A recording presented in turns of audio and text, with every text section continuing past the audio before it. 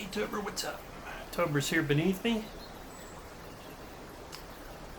Hey everybody, this is Eric Johnson. This is a very special video for me today because it's the video very close to my next outing. I'm going to be going out to try and find the treasure chest within the next 2 weeks. And I'm very excited about it. I'm very excited about it. And I'm going to be talking today about something that's very important to a lot of people, whether they're active treasure hunters, boots on the ground people, or whether they're just watching. And I think everyone is very excited about someone finding this treasure because they'll know that they'll finally get to find out. I think one thing that's really exciting about the treasure hunt being over, if it is this summer, whether it's me or somebody else, and I share this, is that I really want to know what that treasure is. I personally believe right now I know exactly where it is. Exactly where it is. In the past, when I've been on other boots on the grounds, I think if you went back and watched them, you would always see a little bit of admitted fuzziness on my part about where the thing I'm looking, well, actually, what I'm looking for. I think in the past, if you look at my videos, I've been pretty clear that I've had a pretty good theory of where to go, but that after I got to this specific point, I was kind of looking for something, but I had no idea what I was looking for, and that I was searching for a blaze, and I wasn't really sure what a blaze even could be. And those were all valid trips in my mind. I really thought that I had found the way to the place to start looking. In this particular case, it's different because I am going to a specific spot and I know what I'm looking for. It's a little different to have a pretty good idea of what you're looking for when you get there and then recognize it on the ground and then find the treasure, than simply going to a spot like I've done in the past, hoping to find something that looks unusual enough to figure out where the treasure is. Big difference. So,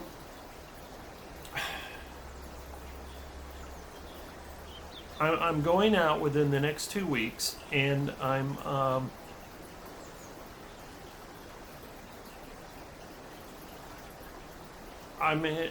in a state of mind that I've never been in before because I've contemplated a lot this time for the first time. I've actually contemplated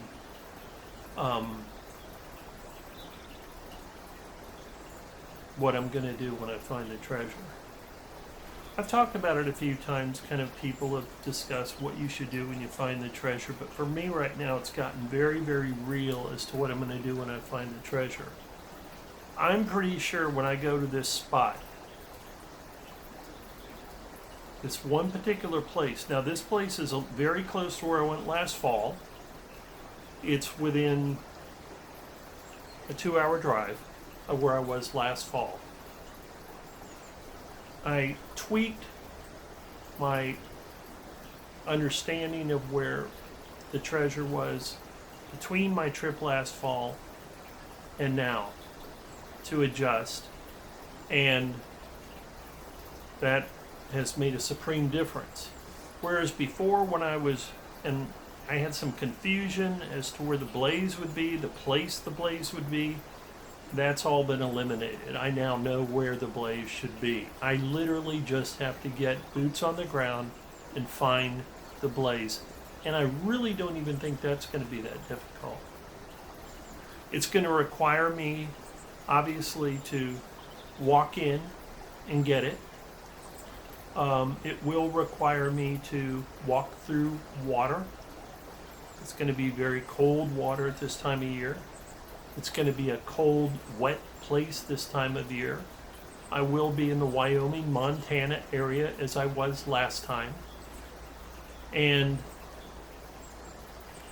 it will also, the reason I'm going this time of year And I've already said to myself, if I do not complete the trip or complete the quest this time, I will go back at the end of the summer.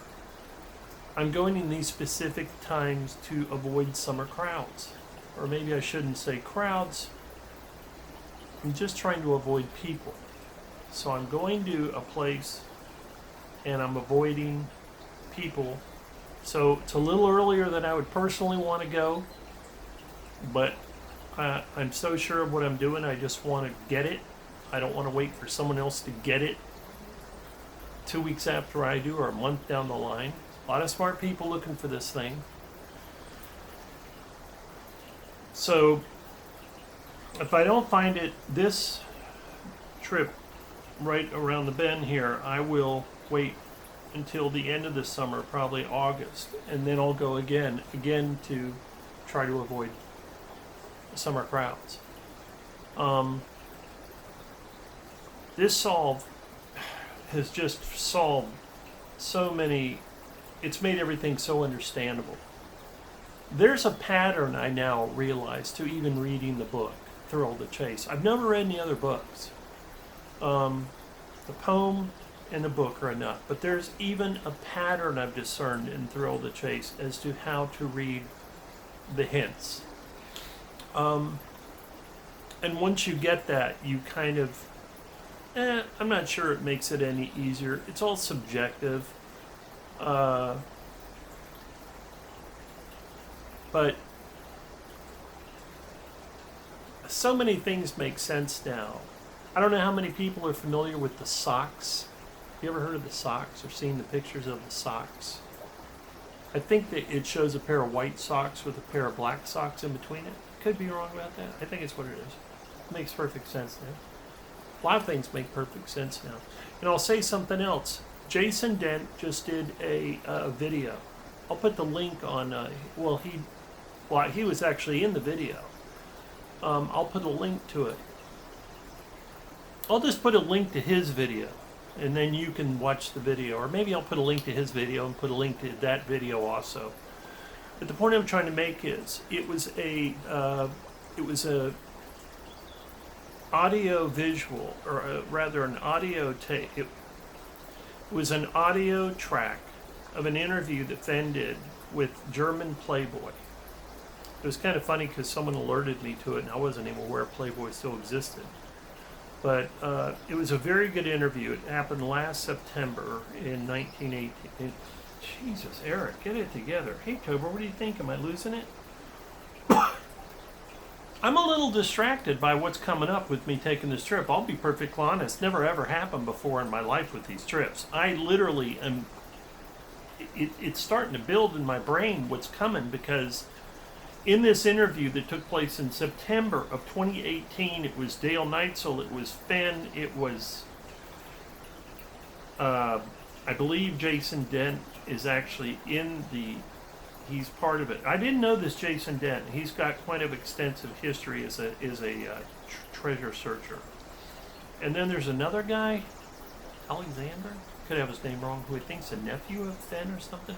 Anyway, it's an interview with Fenn. I think you'd really enjoy it if you haven't listened to it yet.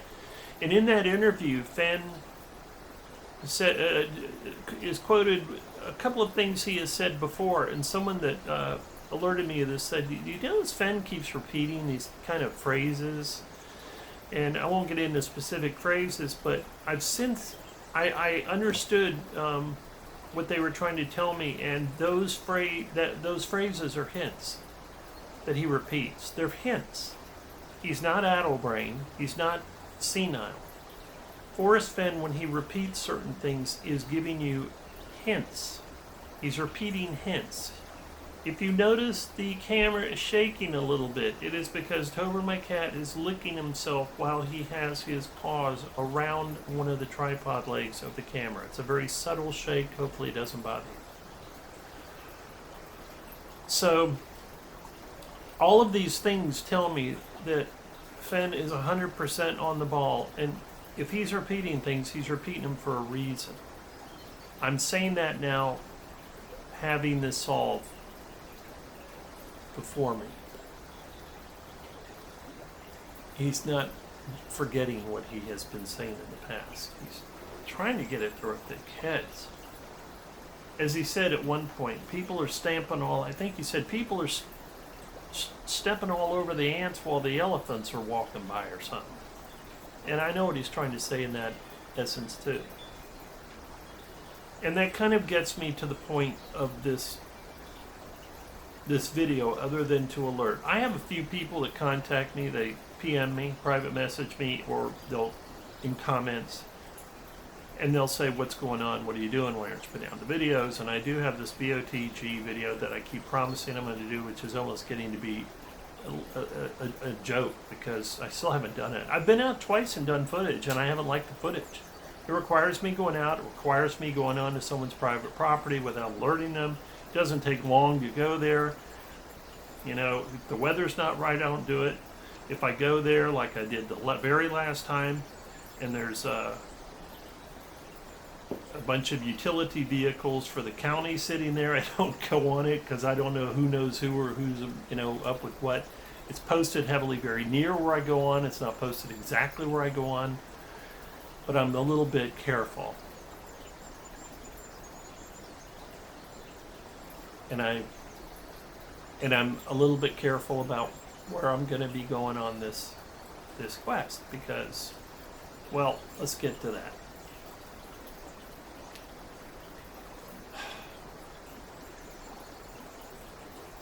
A lot of people,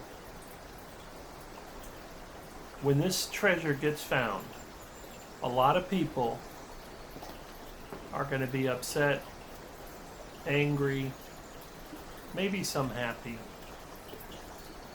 because there's going to be a sense of closure to something that I think, quite frankly, bothers some people at this point. I know it kind of bothers me, and I'm one of the ones actively searching for it. But I've said it before, you know, every once in a while people come on and they say, I found the treasure. I mean, I'm not doing that, folks. I really am more convinced than I've ever been on any trip. One time someone said to me when I was out, I think it was when I went out last fall, which is part of this solve. They said, well, I sounded so sure of myself. They said, well, how certain are you compared to the previous trips? And long and short of it is, the previous trips, I'd say I've been 50% sure, 75% sure. This time I'm 110% sure. And I really mean that. And when I went out last fall, considering I was only within 2 hours drive of where I'm going to be, I told the person, well, I'm about 100%, except for that final little problem in that I can't find the blaze. Well, now I haven't found the blaze, but at least when I go there, I'll be in this one spot and I'll know what I'm looking for, and that what I'm looking for should be there, and I should be able to find the blaze, and then I'll get my treasure. Here's the thing though.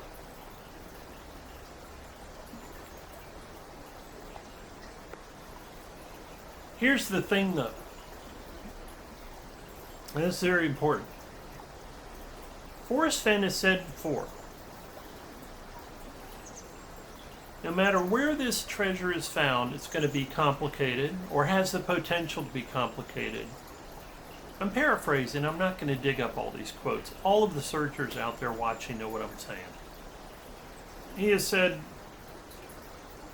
that the special spot was going to be the special spot no matter what.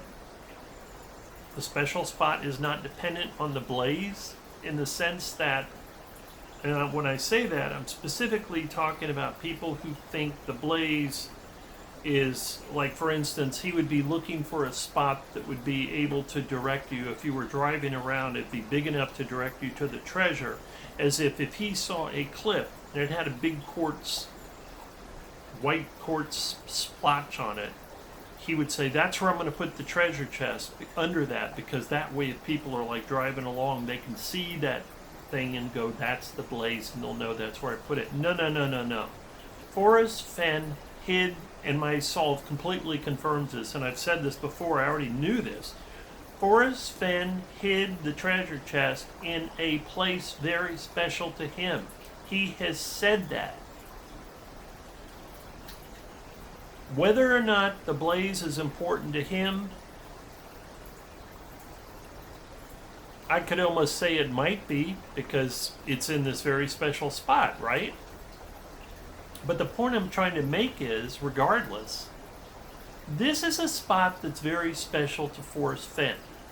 And Forrest Fenn has had a very, very adventurous, colorful life. He was a fishing guide when he was 13 years old or 12 years old or something. I mean, he was out there doing making not bad money when he was a kid. When I was 12 and 13 years old, I had a job, and I was a donut delivery boy. And for those of you laughing out there, it wasn't a bad gig either. I had this deal set up. It was a local donut place, and I would go around to all these houses. I believe it was every Sunday, because of course I was in school. And I would sell donuts. They would deliver the donuts that I would order, and then I would go around to my neighborhood and sell the donuts. And man, it was a nice gig.